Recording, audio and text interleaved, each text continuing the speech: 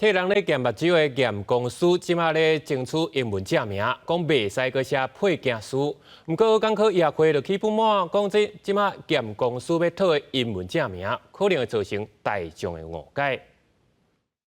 尊重专业，捍卫权益。 数百位的验光师穿黑色的衫裤、甲验光的白袍，初六下晡组织伫立法院军天楼大门头前陈情抗议。验光师工会表示，这一年来，卫福部甲验光师的英文翻译做非医术人员的配件书，毋是国际通用的验光师，严重影响到台湾验光师国际交流，所以希望争取证明，也争取开放6岁以下囡仔验光权，6岁到15岁以上的独立的验光权。他们每天在你们的需求之下去进行6岁以下的验光，他们可能触及到了一些法规的违法，你们不担心吗？你们不用去重视这些所有的人的权益吗？验光师工会表示，卫福部去年12月底捌召开会议，出动时除了医生之外，其他医术人员代表拢同意验光师英文翻译的修正。不过卫福部有关建议使用配件书。对此，港科医学会指出，验光师工会是要改名做 optometrist， 在国际上是指视光师。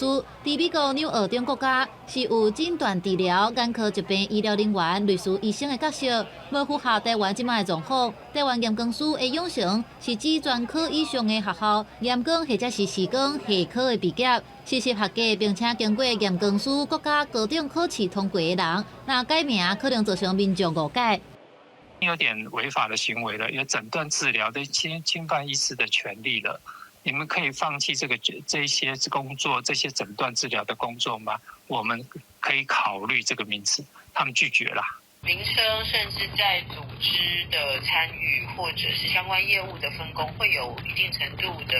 影响的话，那当然我们得要洽相关的其他我们讲利害关系人一起讨论。卫福部回应强调讲，有关验光团体所讲的无公开的黑箱作业、不当限制验光师工作权等等的代志，并不是事实。另外，考虑到个人，尤其是囡仔青少年族群目睭较好的品质，各这类的医术人员有权按照法定的业务，落实专业分工。公司新闻采访报道。